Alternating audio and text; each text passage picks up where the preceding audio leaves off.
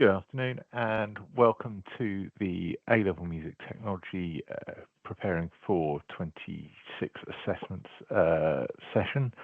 My name's Jeffrey Hull. I'm the Subject Advisor for Music and Music Technology at Pearson.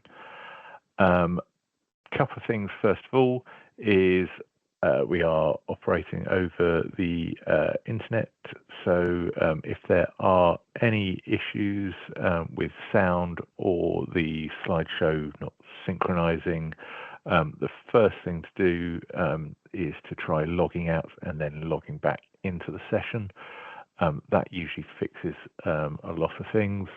If you do continue to have any issues, please pop a note in the chat. I'll keep an eye on that as we go through the session.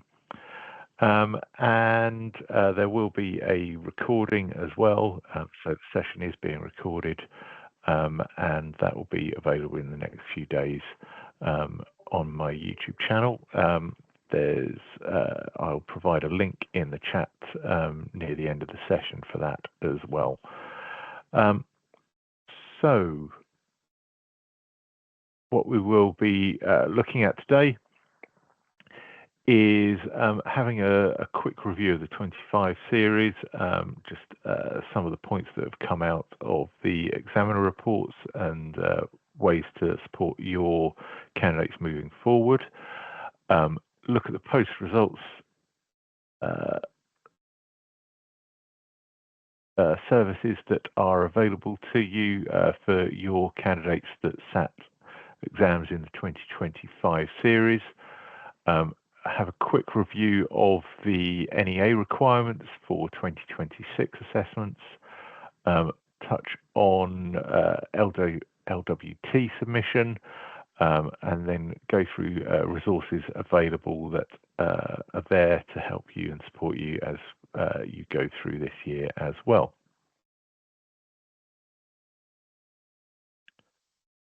So the first thing is having a quick review of the 25 series.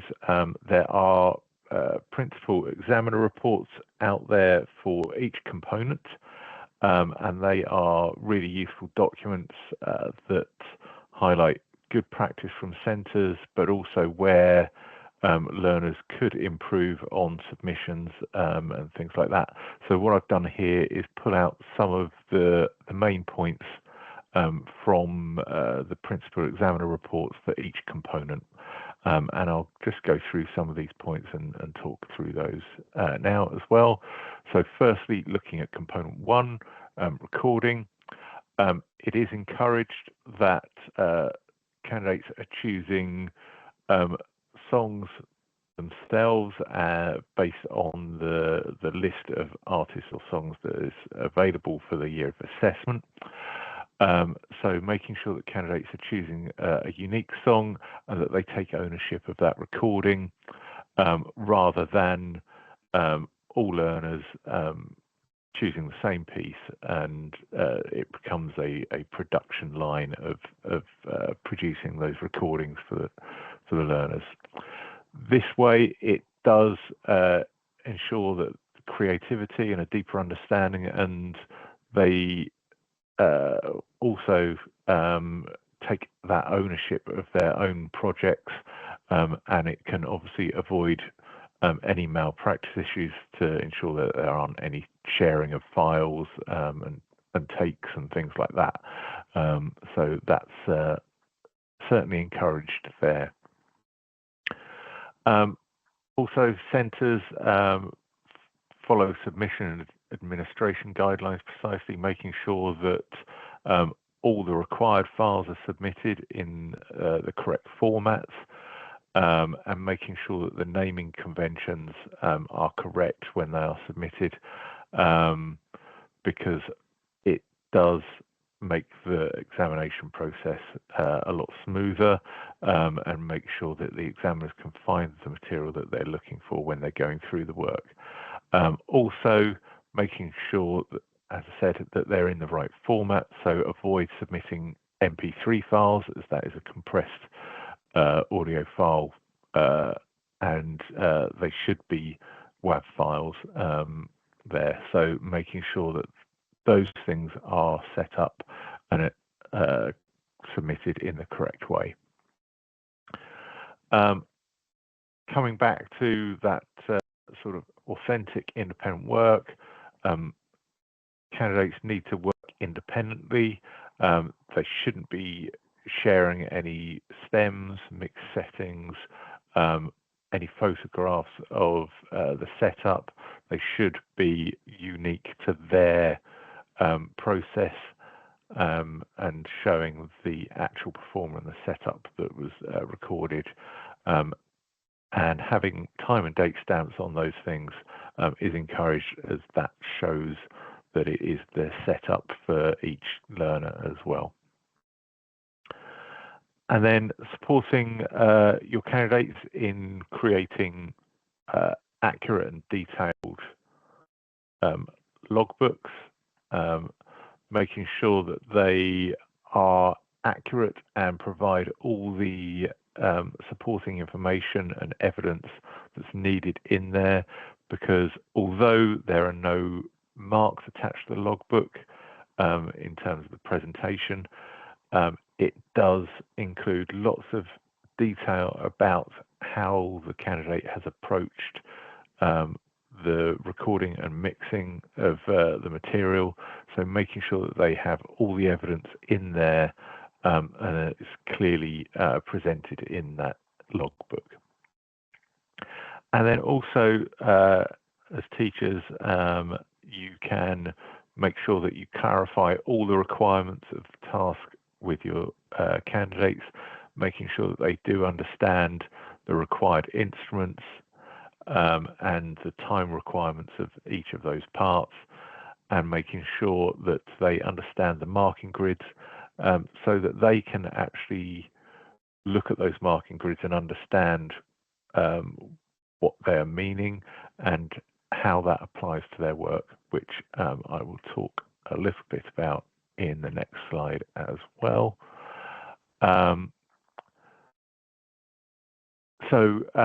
I said, you can support learners by guiding and helping them understand that the recording doesn't need to be an exact replication of the song that they have chosen. It may need some rearrangement to meet the assessment criteria and the requirements of parts. So helping them understand that and be able to support them in that process is really important. Making sure that they are aware of, emphasize the quality and the distinction in the recording, making sure that they take care on recording and the mixing of all parts, particularly things that get forgotten are the backing vocals and additional instruments. So that was highlighted in the examiner reports that can have focus on those parts as well, and ensuring everything is recorded to a high standard and is clearly distinguishable in that final mix. And then also this is the point I said I'd come back to here, is promoting that critical listening and self-assessment.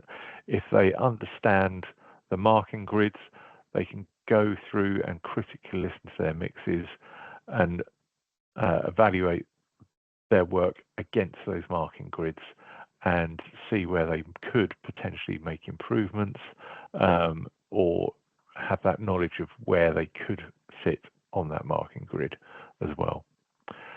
And the other thing is making sure that there is good project management and documentation habits. So that's the logbooks, making sure that they are keeping the thorough and accurate detail in those logbooks and making sure that their process is clear and they are documenting everything that is needed in there as well.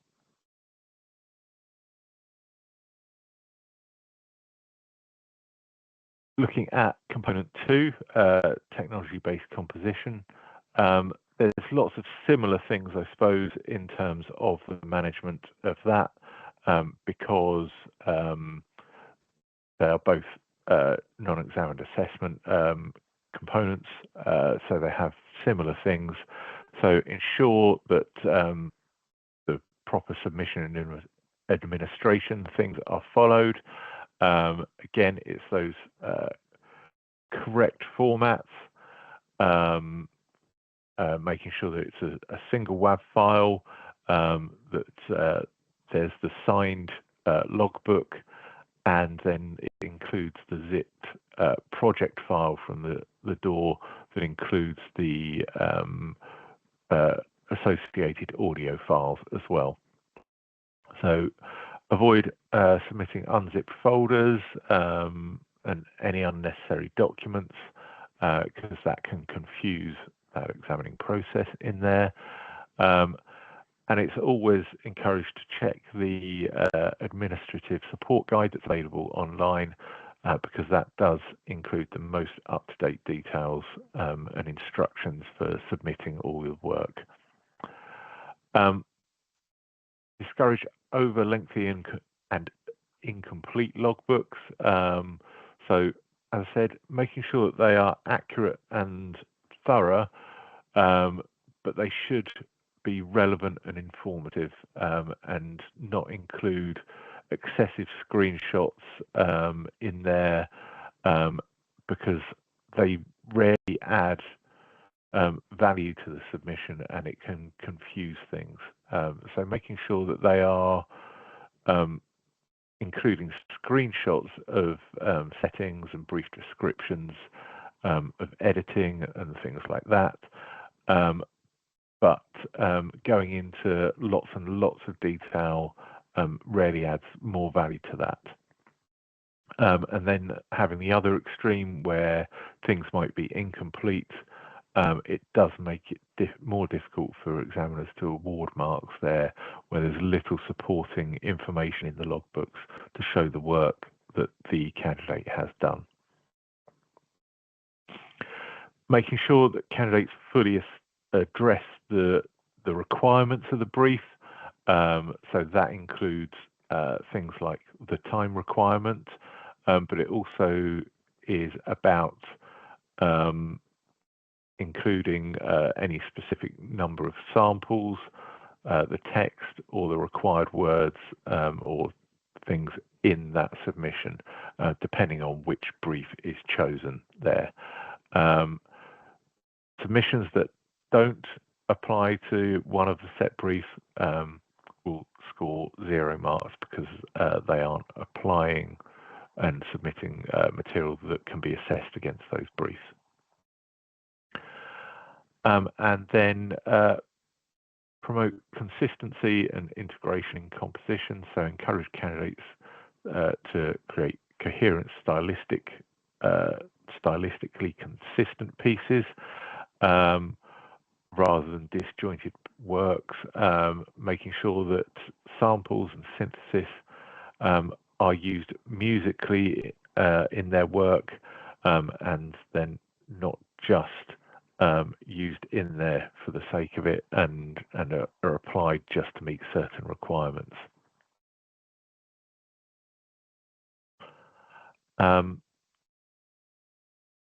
Again, similar point here. The sample should be musically relevant, and not just added for the sake of meeting any requirements of having a certain number of samples. Making sure that pieces develop and have variation in there, so support students develop when they are in teaching and learning, so show them development of ideas for in terms of melody, harmony, and rhythm, so that they aren't relying on repetition and underdeveloped material.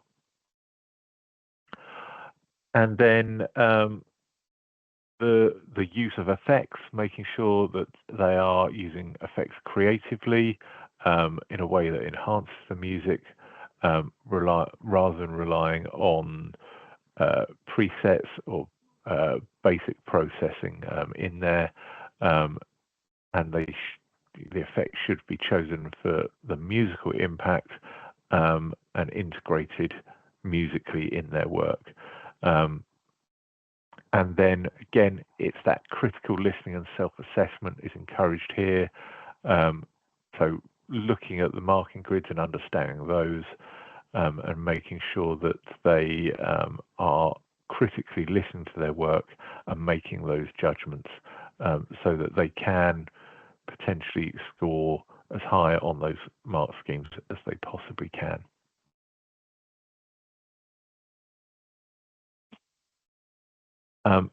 Moving on to component 3. These are a few of the things that came out of the principal examiner reports from this past series, and things that were observed. So one of the things was centres should ensure that candidates are well prepared for challenging topics like synthesis. It was noted that candidates struggle to explain some of the synthesis parameters and their effects. So it's encouraged that centres may want to look at that in more detail. Promote specific track focused responses, so ensuring candidates provide detailed and track specific answers. So making sure that they are providing particular reference to production details with timings in there or parameter settings, rather than these more generalized responses about eras or genres, because having those more specific references and answers in there is generally something that is more creditworthy, depending on if it's a points-based mark scheme or the levels-based mark scheme, depending on the response in there. So clarify mixing and mastering processes. So it was noted that candidates didn't distinguish clearly between mixing and mastering stages. There was some confusion about mixing processes when it was a question on mastering, and vice versa. So making sure that that is clear. Obviously, encourage concise, structured exam techniques. It's advised that candidates use bullet points and subheadings for the longer response questions, as that approach generally made for more concise and focused answers in there as well. And then address recurring practical issues. So these are things like making sure that they wear the headphones the correct way round when they go in the exam, because there can be questions about stereo field, and making sure that candidates understand how to discuss specific parameter settings and the use of effects, and not just listing them in there as well. And then finally, some observations around component 4. This is around making sure that the submission guidelines are followed very closely, because there are specific naming conventions for files in the component 4 exam, so that you should ensure that centres are well prepared in that, and that they are naming those files correctly, making sure that they're in the correct format, and making sure that it's all ready for submission after that exam. Encourage candidates to actually listen back to their bounce tracks in the exam, to make sure that they are correct speed, there's no metronome on them, there's no unwanted parts as well. So that's encouraged. And then finally, guide candidates in effective mix preparation. So preparing candidates to achieve a balanced mix, paying attention to dynamic range and fade outs, and removing unwanted noise, and making sure that they're not masking key elements in the material, so that all stems are aligned and balanced in that work when they are submitting those files in component 4. So those are the general observations that have come out of the principal examiner reports that are available online. I will now go through some of the post-result services that are available. So first one on there are those principal examiner reports. So they are available on the qualifications website under the A-Level Music Technology pages. So they sit under the external assessment exam materials tab, and sit alongside where you will find the briefs for that year and the exam papers. There is Results Plus, so that's an analysis tool which allow you to analyze your cohort and individual candidates' marks on each component, and compare that to the Edexcel average or specific types of centers, and you can really dive deep into that analysis for your cohort to see where you might need to, can it help learners improve in the future series as well, and you might want to review things that you cover with them. There's the Access to Script service, which is slightly different depending on the component. So components 1 and 2 are available via a manual request in Edexcel Online. So you would need your exams officer to do this for you, and you would need the candidate permission to do this beforehand.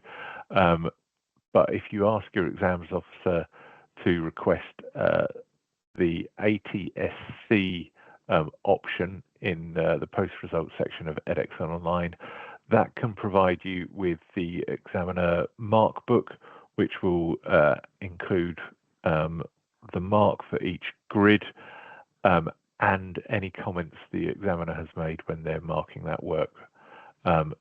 So you can get that for components 1 and 2, so that's recording and technology-based composition. The one thing to say is that if you have already requested a review of marking, that process is not available, I believe. So you wouldn't be able to request it if you have already submitted a review of marking. It is possible when you request a review of marking to request the ATSC option as well, so you get back any comments in that process as well.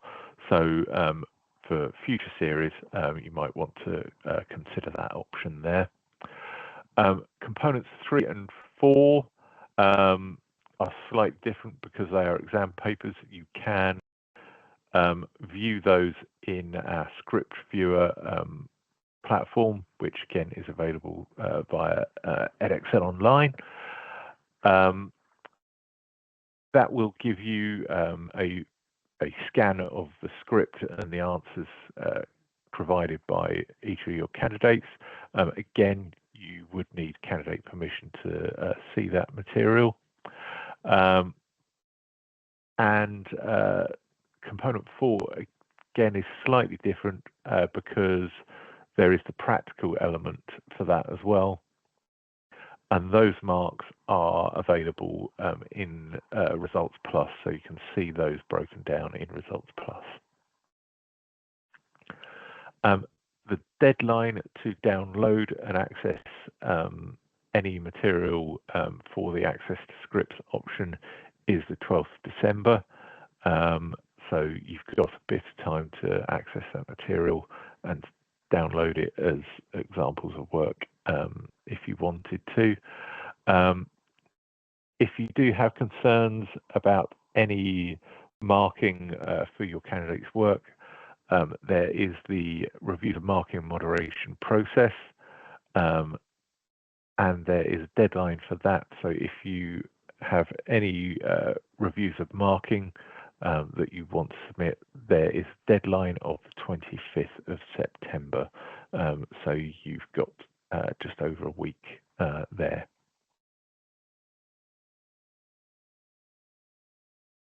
Now to run through the NEA requirements for this next year. They are the same as previous years.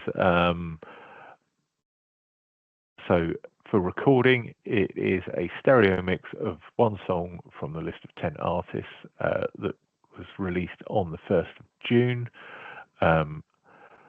Duration must be between 3 and 3.5 minutes for A level, or 2 and 2.5 minutes for AS level. The briefs are online. I've included links in the slides here, and I will share these slides with everyone in the next few days as well. And that needs to be submitted by the 15th of May 2026. For technology-based composition, the briefs were released on the 1st of September, so they're available to look at now. For A level, that must be 3 minutes in duration, and for AS level, it must be 2.5 minutes. Again, there's links to the briefs there, and it needs to be submitted by the 15th of May. LWT submission, so everything is submitted on the online platform for NEA components. You will upload the logbooks as one file for all pages. The WAV or a file of the stereo mix, and then a zip file submitted with the project file and associated audio from the whichever DAW has been used for the recording and the technology-based composition. The upload limit for a file in LWT is 8 gigabytes, so that should be ample for most things. I do understand that there could be files like the DAW project files that get submitted that could get close to that or exceed that. If it is then possible to split those as two separate files and label things in a certain way to signify that it's two separate files for the same thing, that might need to be done depending on that size of file.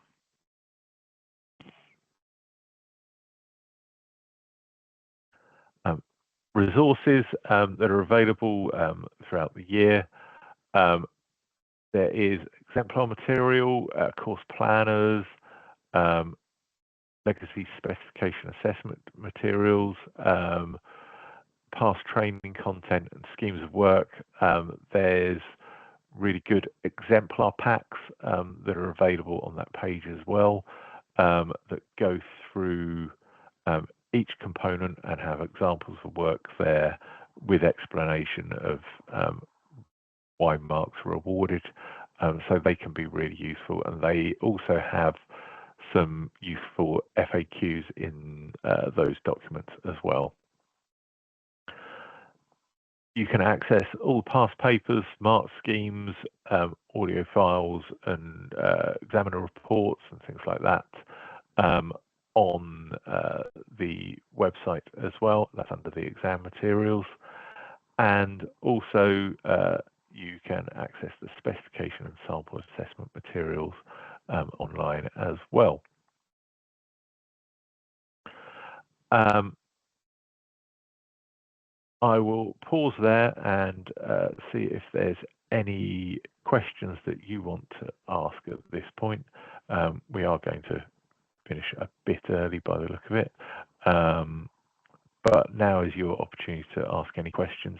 You can use the chat box to put things in there if you wish, and I'm happy to answer any questions that you do have.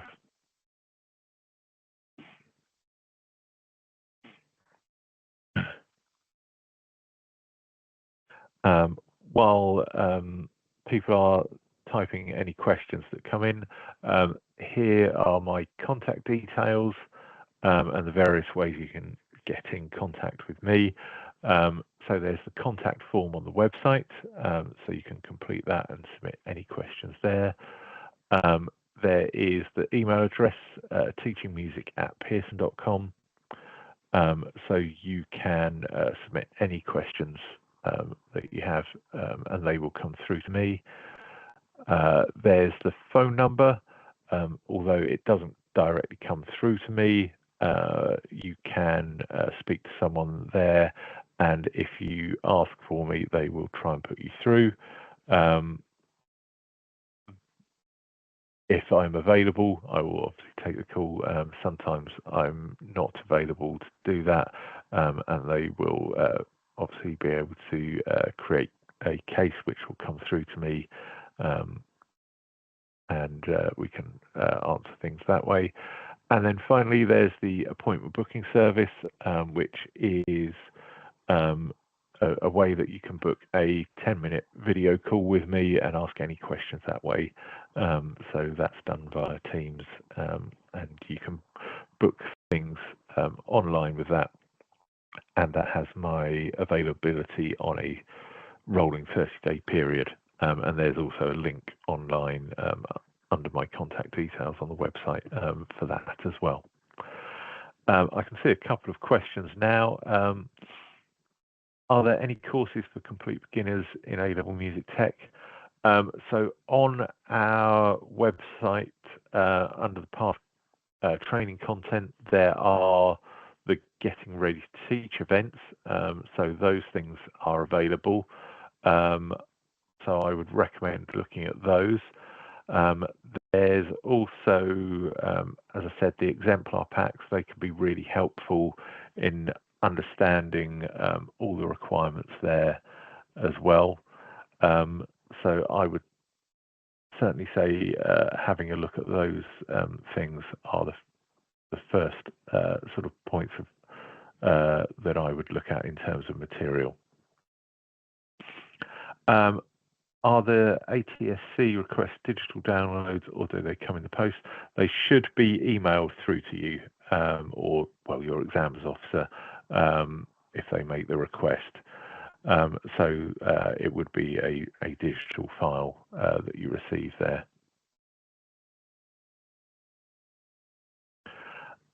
Is it possible to get any feedback as a centre from the moderator as to how our marks could be improved in general for the coursework elements? E.g., I'm not too sure what kinds of synthesis should be used. We use analogs, semi-digital and VSTs in the box. Is that enough? I mean, firstly, just to be clear, it's an examiner rather than a moderator. And I would say that the ATSC option, although it's not centre-wide, does give comments on specific things for that learner that could be a recurring theme for your centre as well. So, yeah, although there wouldn't be specific centre feedback, you might be able to pick up some of those things from those examiner comments using that access to script service.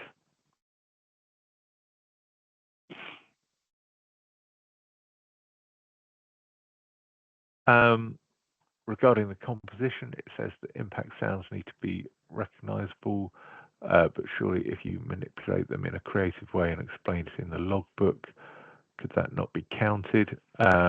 for example, elongating a pitched sound and using that to make a pad, for example, would that not gain credit? So to be recognizable, then the manipulation of the sound becomes limited.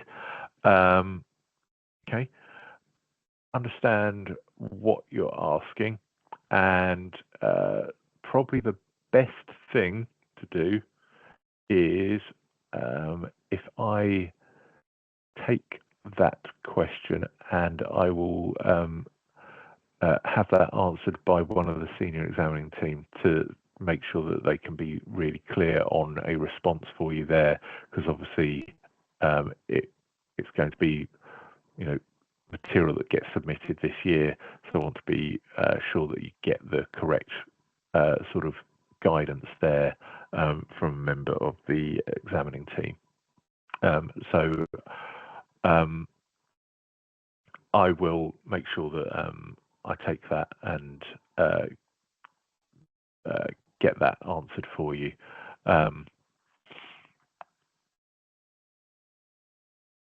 Okay, I am an examiner's officer and requested the ATSC in August and haven't received them. Any ideas?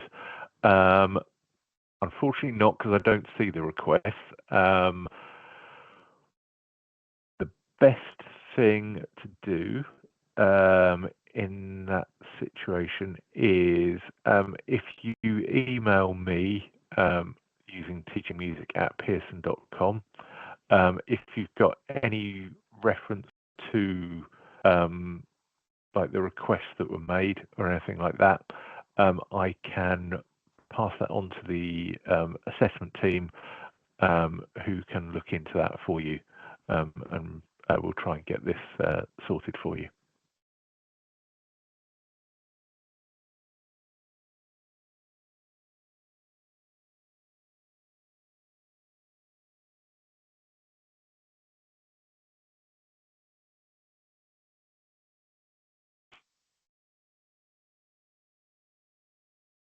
I can see that someone's typing, so I'm just waiting for that to come in.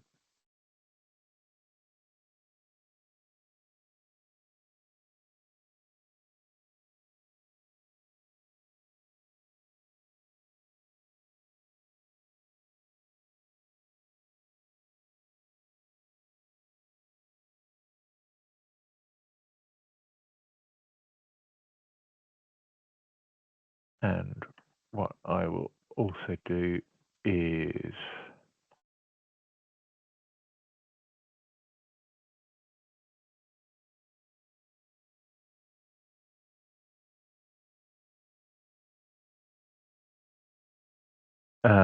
okay, there's a question come in. Has there been any change in the way compositions are marked?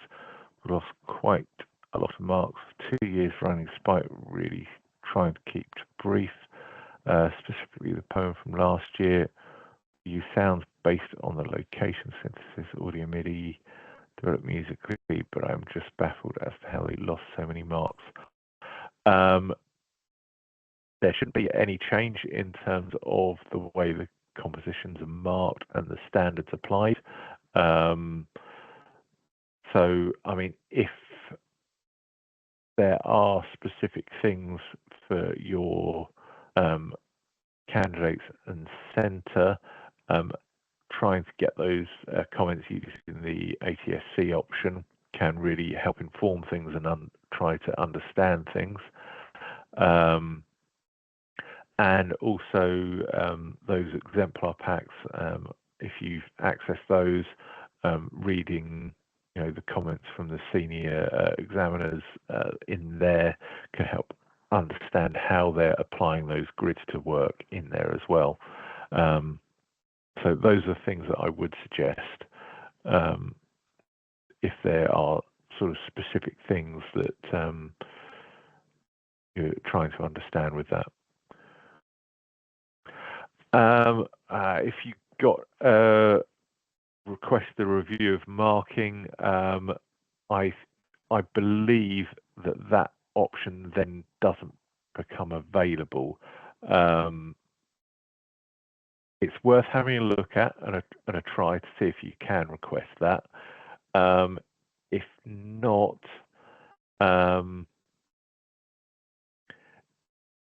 could you email me at teachingmusic@pearson.com? I can then see if it's possible if we could potentially manually try and get those marks for you, rather than requesting that through the ATSC service. So that, I think that would be a possible way, but I can't promise that. It's just a thing that I can ask to see if that would be possible there.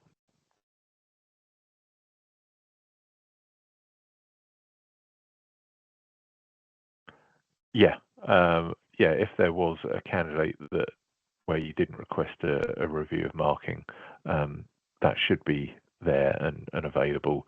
It obviously there could be different comments on different candidates, but it could help as well.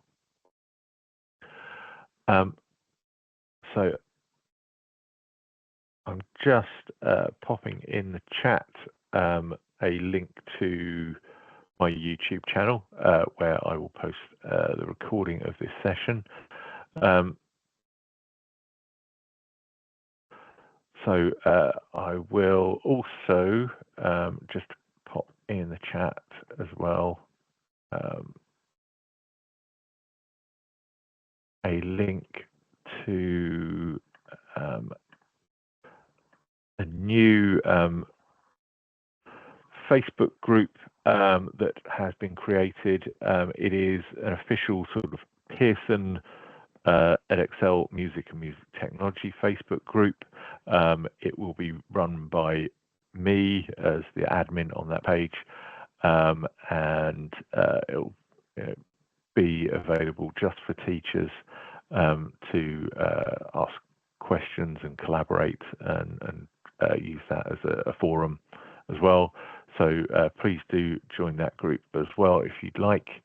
The final thing to mention, as I'm on this page with the Pearson logo, is that Pearson is undergoing a rebrand. So this logo that you see here will be going, and things will be in a new brand. That's going through the process and will take some time for all the different material that's out there. But it's just a kind of heads up about that because things will start to look a little bit different, but it will take time going through that rebrand process. So it won't affect you in any way in terms of what you do, but it's just material may start to look a little bit different as well. If there aren't any more questions, I'll say I hope you found this session useful. As I said, I will share the recording and the slides with you in the next few days, and I hope you have a good evening.